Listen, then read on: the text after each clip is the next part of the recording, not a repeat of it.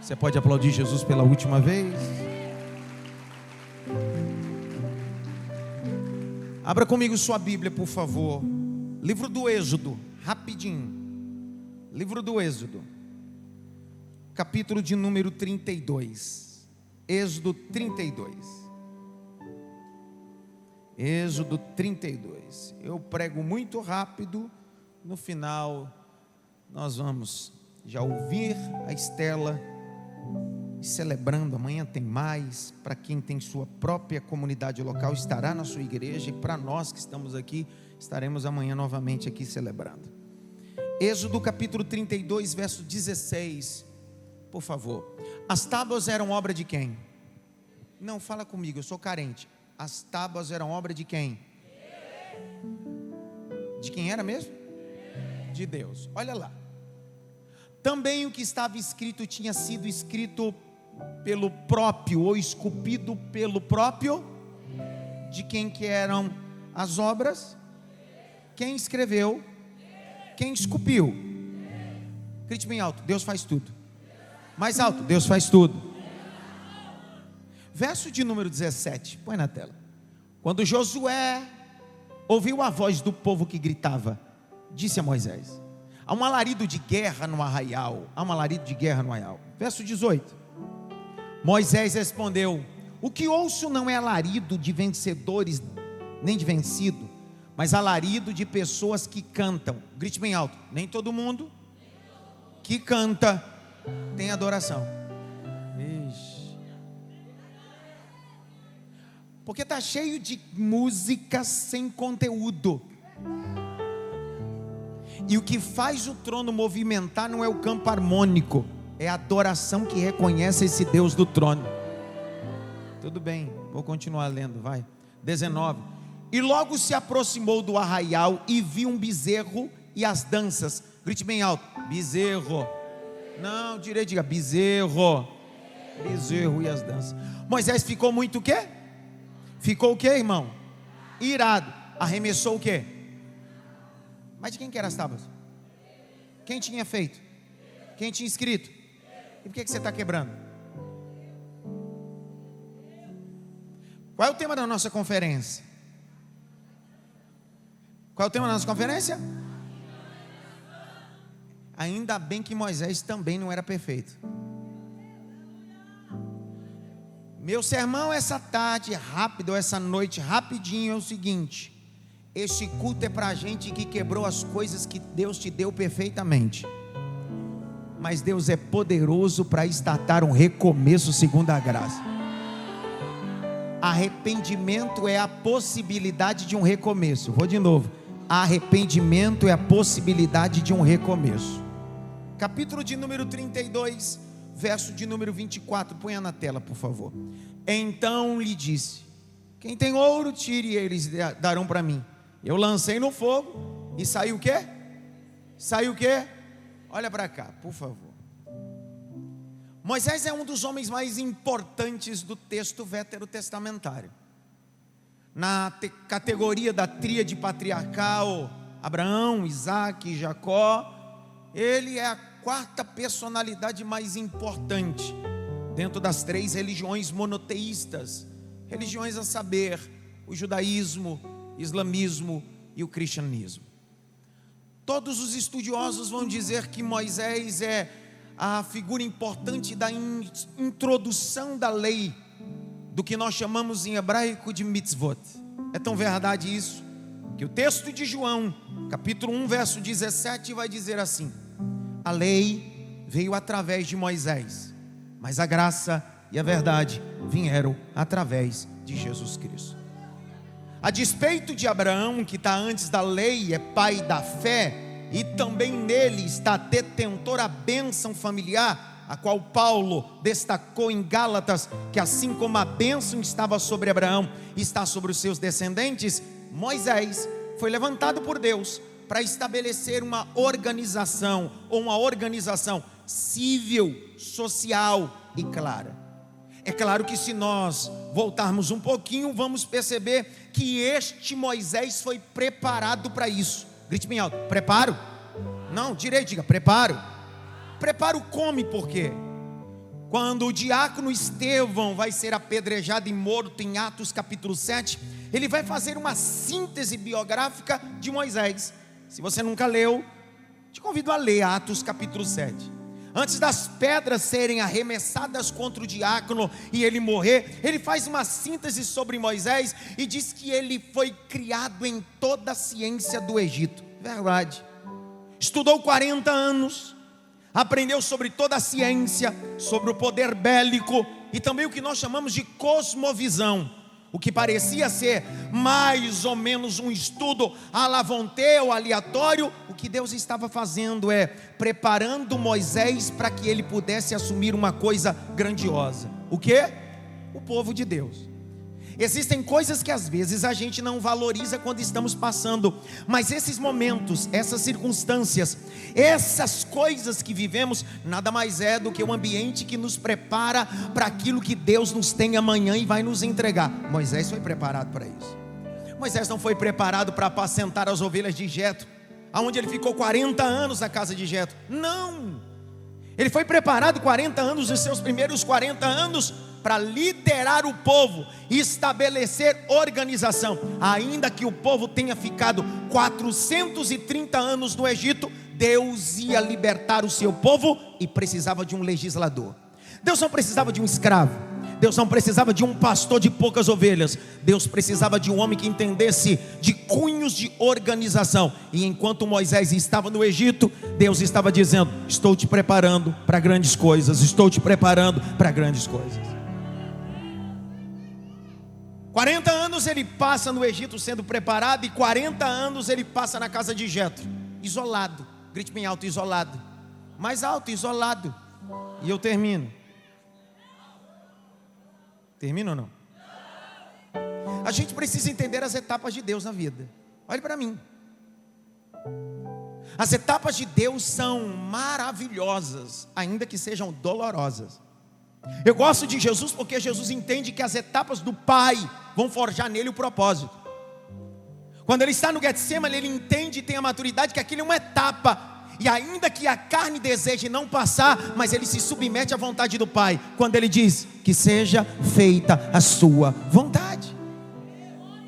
O segundo período de Moisés é apacentando as ovelhas de seu sogro Jetro, sacerdote em Midian. Você já leu o capítulo 3 do Êxodo? Está escrito assim o verso 1: e apacentava Moisés os rebanhos, as ovelhas de Jetro seu sogro. Levou, pois, as ovelhas detrás do deserto ao monte de Deus, Horebe. Você viu os dois detalhes? As ovelhas de quem que eram? De quem eram as ovelhas? De quem que é o monte? Olha o texto, põe na tela, vai, prega comigo. Olha lá, de quem são as ovelhas? E o monte de quem que é? Qual é a única coisa que Moisés tem? Quem é que sabe? Não, nem cajado ele tem. Porque o cajado não é dele. Egípcio não tinha cajado. Quando ele chegou na casa do seu sogro Jetro, ele assumiu o pastoreio, porque as mulheres já exerciam o pastoreio. O cajado é passado de geração em geração. Nem o cajado era dele. Ovelha não é dele, o monte não é dele, sandália não é dele. A única coisa que é dele é um par de sandálias. Quando ele se encontra com Deus, Deus vai dizer para ele: eu só posso te entregar uma grande coisa quando você entender que as ovelhas não são suas, o monte não é seu, o cajado não é seu, e até as sandálias você precisa tirar e depender exclusivamente de mim, que sou o Senhor dos exércitos. Evangelho é um ambiente onde Deus vai nos despojar. Você não tem nada, você não é nada. Ixi, já deu problema para alguns. Eu pensei que eu era a última Coca-Cola no deserto. Não é. Porque todo indivíduo que se acha alguma coisa, Deus vai mostrar para ele que tem mais 7.000 guardado. Não vai dar glória? Um dia Elias está numa crise, dizendo: só tem eu, só sobrou eu, só eu faço. Deus está dizendo: eu tenho mais 7.000, é eu que quero te usar. Porque se eu não quiser, eu tenho mais 7.000 para levantar, e o meu nome será. Tem alguém que está pregando comigo aqui essa noite ou não? quem são as ovelhas? Fala comigo, de quem são as ovelhas? E o monte de quem que é? A única coisa que ele tem, Deus diz: tira as alparcas dos pés que você está pisando em terra santa.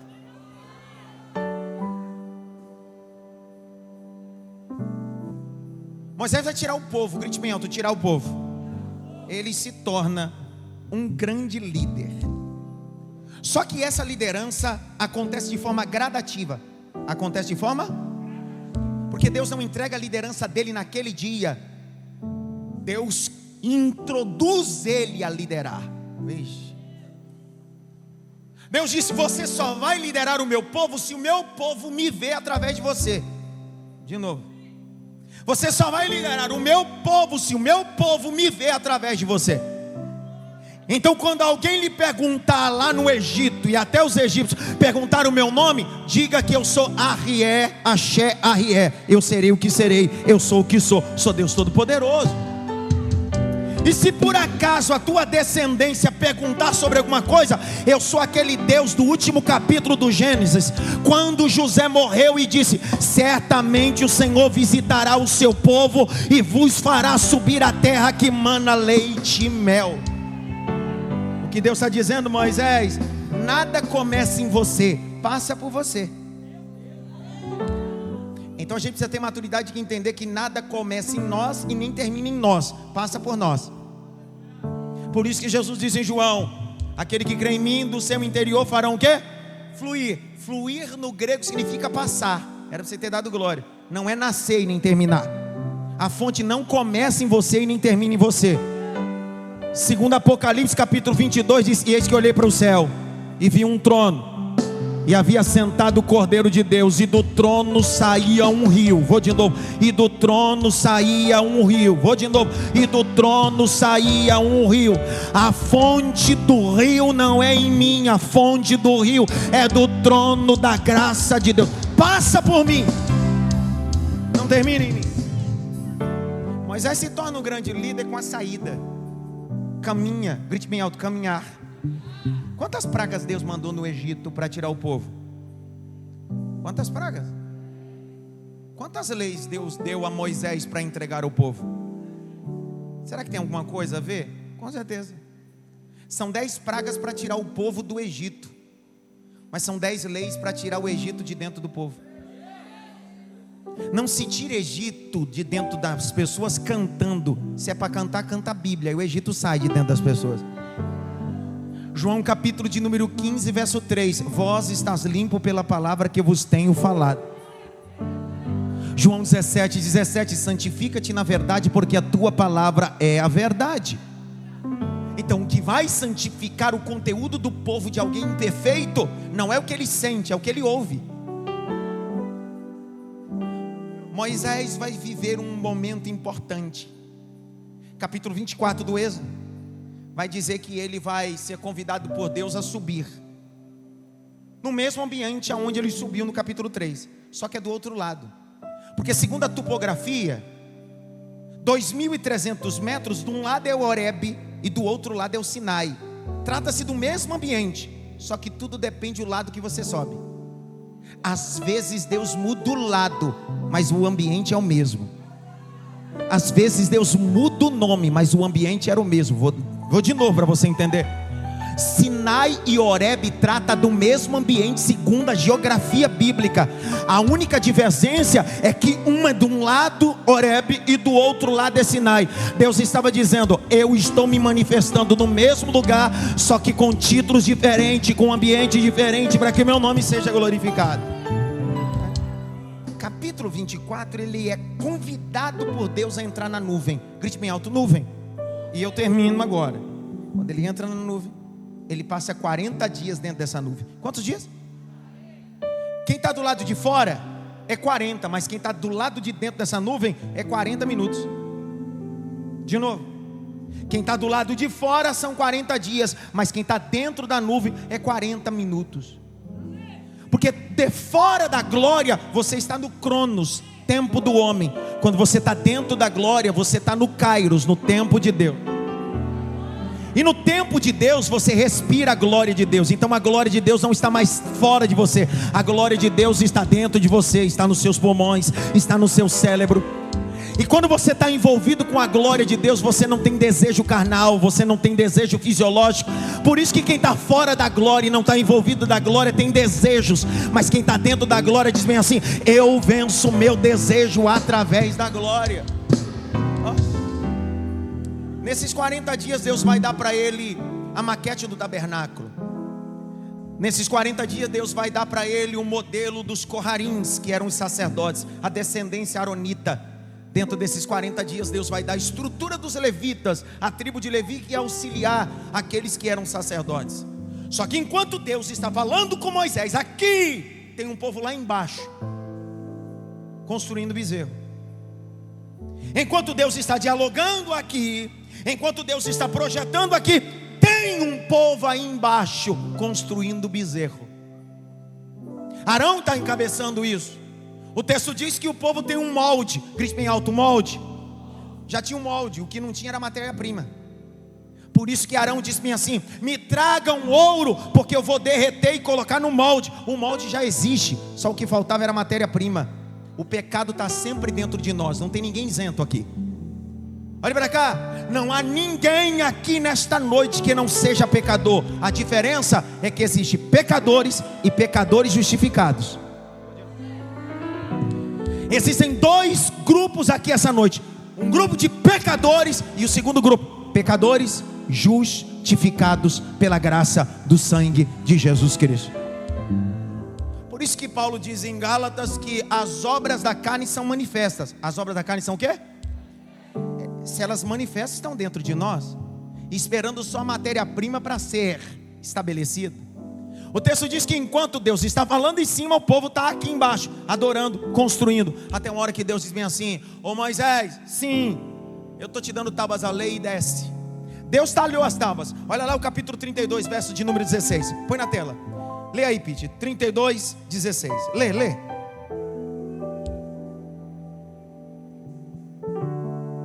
Bora! Solta para a gente escutar logo a Estela cantar. Já me deu fome. Vai! As tábuas eram obra de Deus. As tábuas eram obra de quem? Deus. Volte o capítulo 31. Põe o verso de número 18. Olha o detalhe. As tábuas eram obra de Deus. Vai o 31, 18. Lê aí, meu filho. Vai. Quando o Senhor acabou de falar com Moisés no monte Sinai, deu a ele as 2 tábuas do testemunho, tábuas de pedra escritas pelo dedo de Deus. Olha para cá. As tábuas foram talhadas pelo próprio Deus e escrita pelo dedo de quem? Deus entregou pronto. Deus entregou o quê? Sabe qual é o meu problema? Eu não sei o seu, mas o meu. Se tiver mais um aí é ótimo. Presta atenção. É que nós temos a mania de quebrar aquilo que Deus deu pronto. A gente tem uma mania de quebrar aquilo que nem é nosso, é de Deus. Porque no meio da nossa crise existencial, ao invés de quebrar aquilo que é nosso, nós quebramos aquilo que é de Deus, que Deus criou e nos entregou com excelência. De quem eram as tábuas? Quem escreveu? Capítulo de número 32, verso de número 16. Lê aí agora. As tábuas eram obra de Deus. Também o que estava escrito tinha sido escrito pelo próprio Deus, esculpidos nas tábuas. Quantas leis tinha nessa tábua? Quantas? Quem aqui sabe quantas das 10 leis tem a palavra não?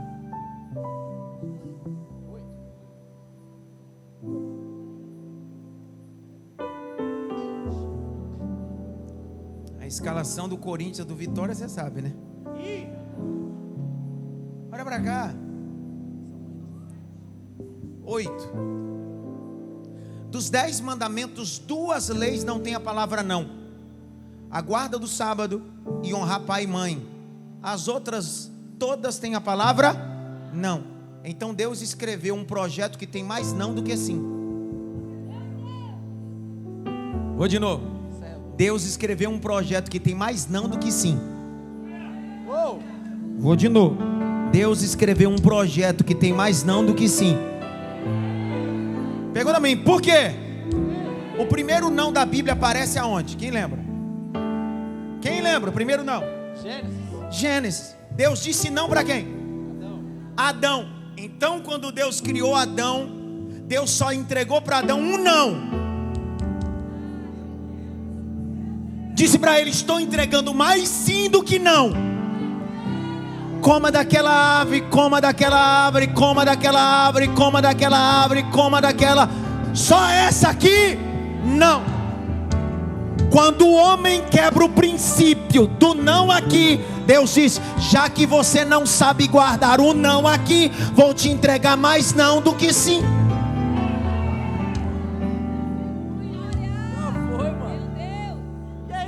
Me deu vontade de falar uma coisa, mas eu não posso. Como psicopedagogo, eu posso te dizer uma coisa: os mimadinhos da pós-modernidade são aqueles que não foram treinados a ouvir não. Que é isso? A mamãe nunca disse não para ele, o papai nunca disse não para ele. Aí quando a professora diz não na escola, o papai e a mamãe vai brigar com a professora na escola, para não traumatizar o Juninho, o Enzo, a Valentina. Por quê? Porque eles não podem ouvir não.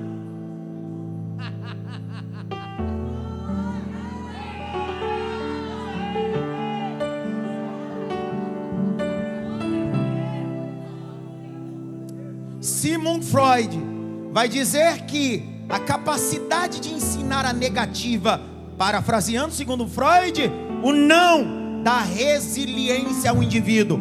A palavra resiliência vem de um contexto de construção civil, prédios. Resiliência é a capacidade de suportar. Então o não me dá estrutura, o sim me deixa sem estrutura. Então quando Deus te diz não, não é Deus querendo te destruir, é Deus querendo te formar. Eu vou falar uma coisa aqui para você entender. O povo está caminhando no deserto, sim ou não? E no deserto, para atravessar deserto, você precisa ter resistência, resiliência. E Deus está dizendo esta noite ao nosso coração: estou preparando você para atravessar um ambiente através do não. É engraçado. Grite bem alto: eu preciso entender o que Deus me entrega. Ele recebe tábuas da lei escrita por quem? Talhadas por quem? E aquelas obras de quem que eram? Tem mais sim ou mais não? Sabe o que choca o evangelho verdadeiro? É que o evangelho não diz não, sim para as suas besteiras, sim para as minhas deformidades. O evangelho diz não para as minhas besteiras. Mas eu quero, não. Eu não sei se aqui em Itabuna é assim, mas lá em São Paulo costuma ser. Quando o pai diz não e o filho pergunta não, por quê? O que é que o pai diz? Por quê? Nem pai explica para o filho não. E por que você quer que Deus explique o não para você? Nem tua mãe explicou o não, nem o teu pai explicou o não. Deus está dizendo: também não explico, mas a minha diferença é que eu estou no teu futuro. Eu estou no teu futuro. Vou falar até a hora que você ter glória a Deus. Eu estou no teu futuro. Eu endireito os caminhos tortuosos. O meu não é livramento para você. O meu não é propósito para você. Não, não, não.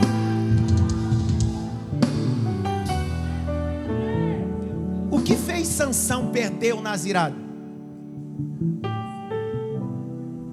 Dentro do nascimento de Sansão havia estabelecido 3 nãos. Quantos nãos? Número 1, não raspe a cabeça. Número 2, não toque em defunto, corpo em estado de putrefação. Número 3, nem ande, nem toque, nem beba nada da vinha. Não era só beber, está lá em Números. Nem chegue perto. Sansão não caiu por causa do diabo. Sansão caiu porque não obedeceu não.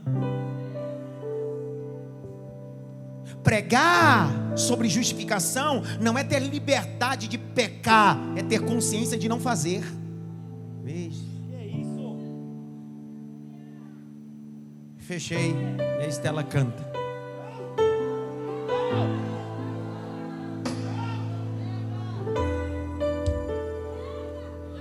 Junta as duas mãos assim. Junta as duas. Escolhe pelo menos umas duas, bem jargão, umas duas orelhas, depois que eu contar até 3, e grita uma palavra maravilhosa que eu ensinei para vocês. Qual é mesmo? Calma, não é para fazer agora, eu vou contar até 3. Pastor, mas eu quero sim. Deus está dizendo? Pastor, mas eu estou orando pelo sim, mas Deus está dizendo? Então vou contar até 3, vai. 1, 2, 3. Pastor, por que não? Salmo de número 1 a seguir, verso 1. Lê com força, Pete. Voz de pregador, cara. Vai! Bem-aventurado é aquele que não anda segundo o conselho dos ímpios, não se detém no caminho dos pecadores, nem se assenta na roda dos escarnecedores. Vai! Antes, tem o seu prazer na lei do Senhor, e na sua lei medita de dia e de noite. Ele é como árvore plantada junto à corrente de águas, que no seu devido tempo dá o seu fruto, cuja folhagem não murcha, e tudo que ele faz será bem sucedido. Quer ser bem sucedido, quer prosperar, aprenda a ouvir o não de Deus.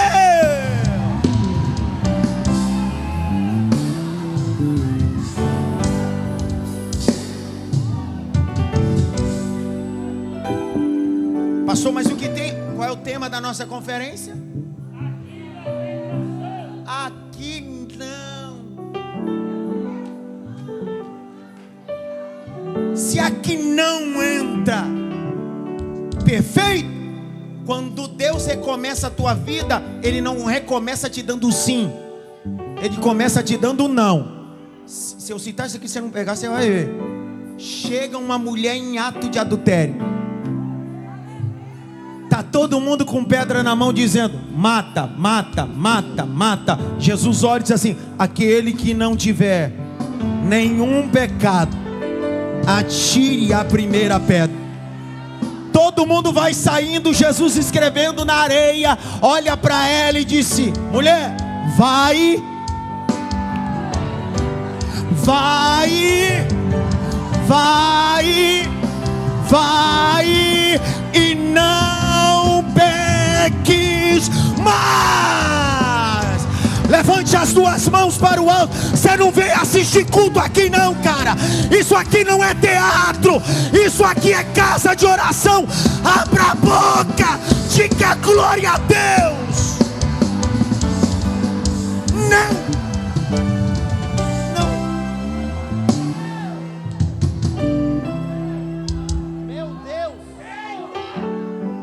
Ele está com umas tábuas que quem talhou? Quem escreveu? E de quem é a obra? E entregou para quem? Ah, que benção. Não fui eu que talhei, não fui eu que escrevi, é dele e ele me entrega. O que se chama isso? Graça. Eu pensei que alguém ia dar glória comigo, porque eu falei sobre graça. Que às vezes a gente está tão analfabeto sobre graça que a gente desvaloriza aquilo que a gente recebeu, só porque a gente não trabalhou, não talhou. Mas graça é favor imerecido. Eu não vi e recebi. Eu não merecia, mas recebi. Eu não trabalhei, mas eu recebi. Por isso que eu não pago o preço, foi Ele que pagou o preço por mim. Por isso que eu não trabalho, foi Ele que trabalhou por mim. Porque onde abundou o pecado, superabundou a graça, segundo a graça dele. Moisés desce, capítulo de número 32, verso de número 19. Põe na tela, leia aí, Pete. Logo que se aproximou do arraial e viu o bezerro e as danças, Moisés ficou muito irado. Obrigado. Olha para cá, olha para cá. Moisés ficou o quê? Irado. Olha para mim nos meus olhos. Olhos tão verdes agora. Quantos dias Moisés ficou dentro da nuvem da glória? Se o cara ficou 40 dias dentro da nuvem da glória, desceu e quebrou as tábuas da lei, imagine a gente que nunca entrou nessa bendita dessa nuvem.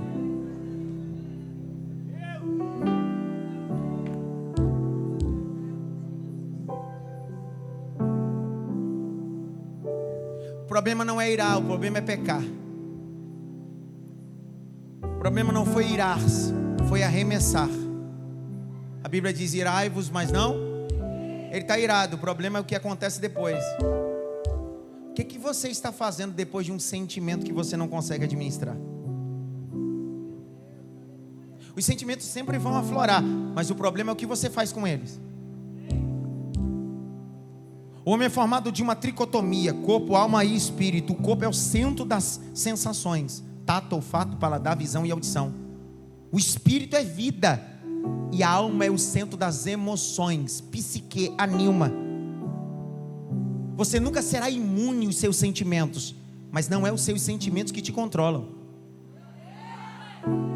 Porque tem dia que você precisa colocar teus sentimentos e a tua alma sentada e dizer para ela: cala a boca. Que é isso, pastor? Onde está isso na Bíblia?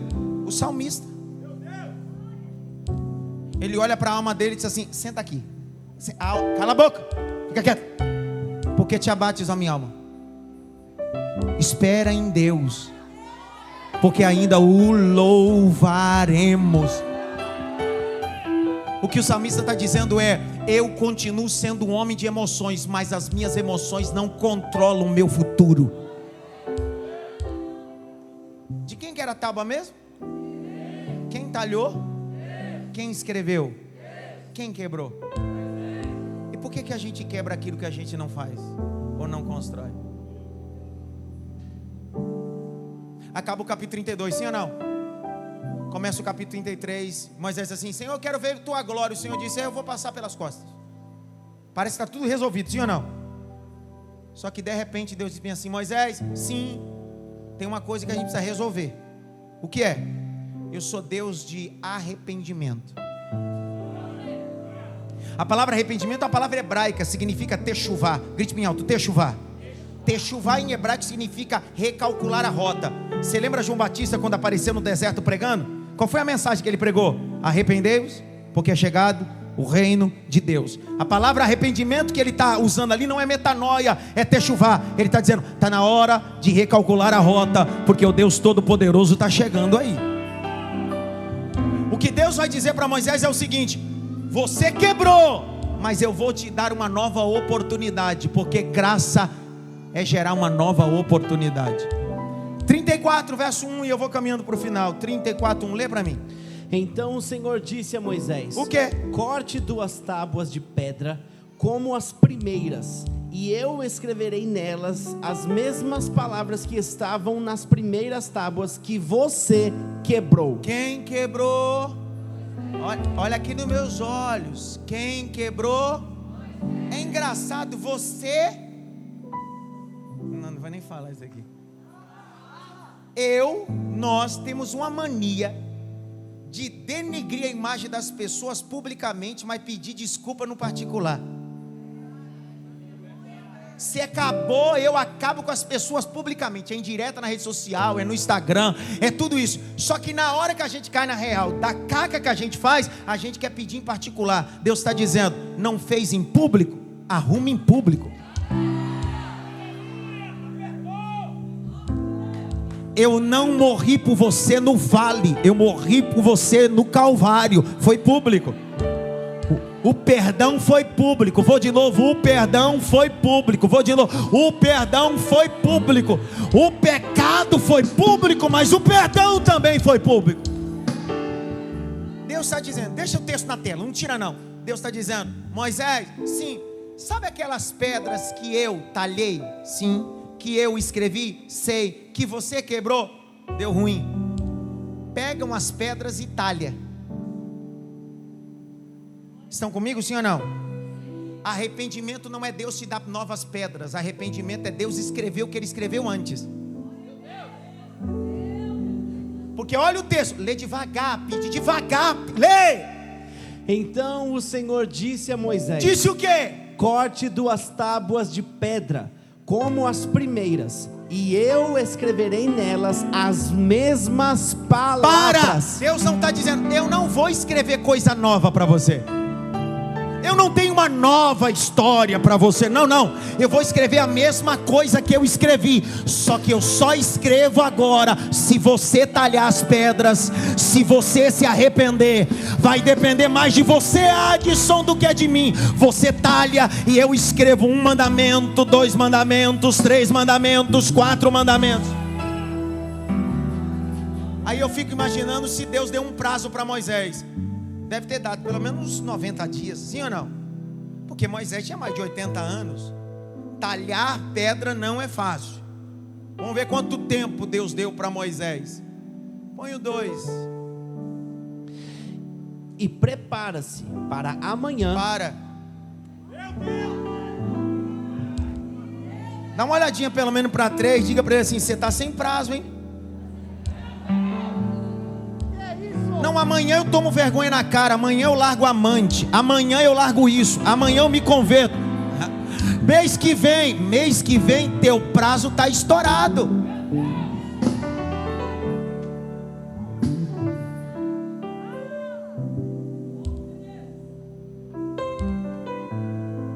Lê devagar, de novo. E prepara-se para amanhã, para que você suba. Não, olha para mim. Quem é que já subiu o Sinai? Alguém aqui subiu o Sinai? Alguém em uma caravana? Ninguém. Você vai subir, diga glória a Deus. Existem várias caravanas. Em março agora a gente está levando outra caravana a Israel, a Roma, imersão bíblica. Escute que eu vou lhe ensinar. As caravanas que vão para o Egito e fazem a peregrinação até chegar a Israel, sobem o Sinai. Você sabe quanto de altura tem o Sinai? 2.300 metros de altura. Quanto de altura? Ok. Deus está dizendo: essa madrugada você trabalha a noite toda para talhar a pedra. O cara tem 80 anos. Deus disse: amanhã bem cedinho, 6 da manhã, eu estou te esperando no cume, não vou descer. Porque graça e misericórdia não é Deus descer, é você subir. De novo, graça e misericórdia não é Deus descer, é você subir para receber uma oportunidade nova. Agora olhe para cá, continua a leitura. Pela manhã. Pelo quê? Pela manhã. 6 da manhã. Vai. O monte Sinai, e se apresente ali diante de mim, no alto do monte. Olha para cá. O cara tem mais de 80, sim ou não? O cara passa a noite toda talhando pedras. E Deus está lá. Mas Deus também está aqui, porque Ele é onipresente. Segundo o Salmo 139, da onde fugirei da tua face, da onde esconderei do teu espírito? Presta atenção. Deus está dizendo: sobe. Mas Deus está lá. Mas Deus está na tenda enquanto Ele está talhando. Só que Deus está dizendo: eu poderia escrever aqui, mas vou esperar você subir para que eu possa escrever. Porque você precisa valorizar o que eu te dei pronto. Teu casamento foi Deus que te deu. Essa família foi Deus que te deu. Ministério foi Deus que te deu. Você quebrou e culpou todo mundo, mas hoje Deus está dizendo: reconstrua você, talhe as pedras você, suba um monte você. E aí Deus está dizendo: eu vou escrever tudo de novo, eu vou escrever tudo de novo, eu vou escrever tudo de novo, eu vou escrever tudo de novo, eu vou escrever tudo de novo. Agora eu fico olhando Moisés subindo, chegando no cume da montanha, levantando as tábuas da lei, mas sem lei nenhuma. Ela está o quê? Em branco. Olha Moisés fazendo assim: está aqui, Senhor. Aí o Senhor diz assim: deixa que eu vou escrever de novo.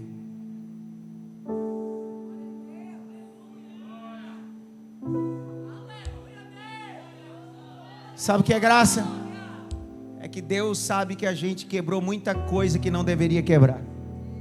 A gente quebrou casamento, a gente quebrou família. Tem gente que quebrou muita coisa e diz assim: eu vou ser infeliz a partir de agora. Só que Deus toma minha boca essa noite para dizer para você: te dei uma oportunidade de reconstruir tábuas, te dei a oportunidade de refazer história, e vou escrever promessa por promessa, lei por lei.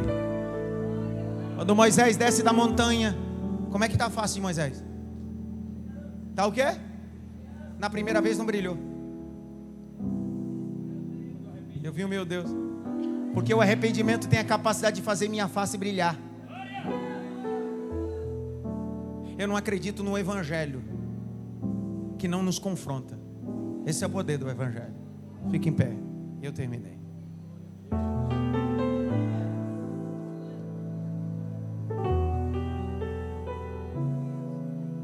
Olhe para cá. A Estela já vai adorar.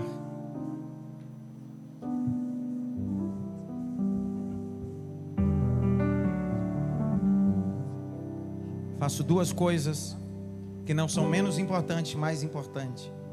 Tem o mesmo nível de importância de todo o culto.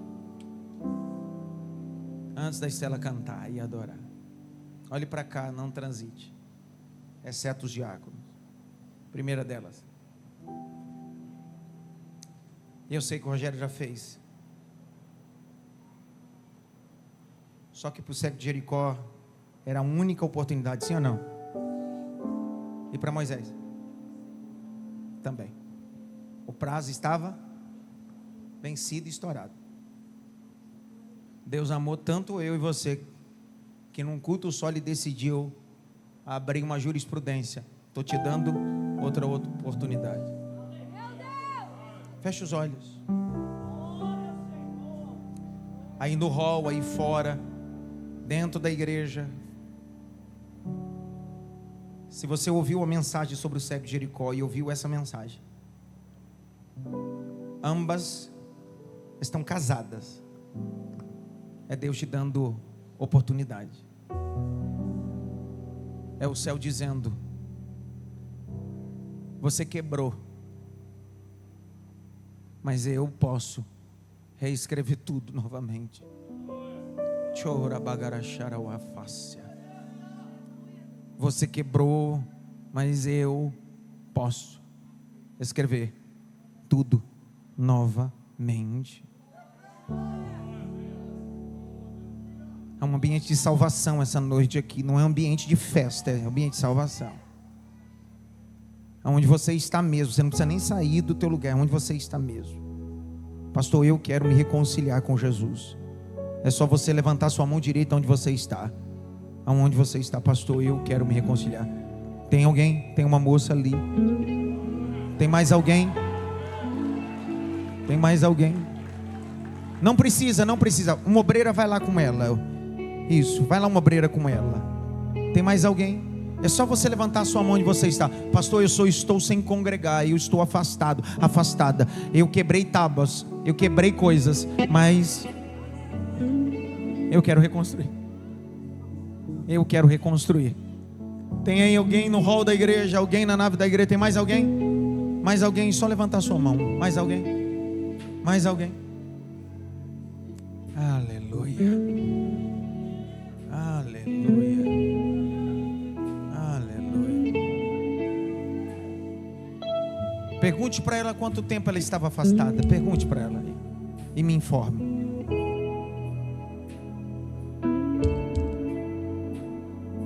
Anos afastada, mas hoje ela talhou as pedras, subiu no Horebe, e Deus está escrevendo tudo novo na vida dela.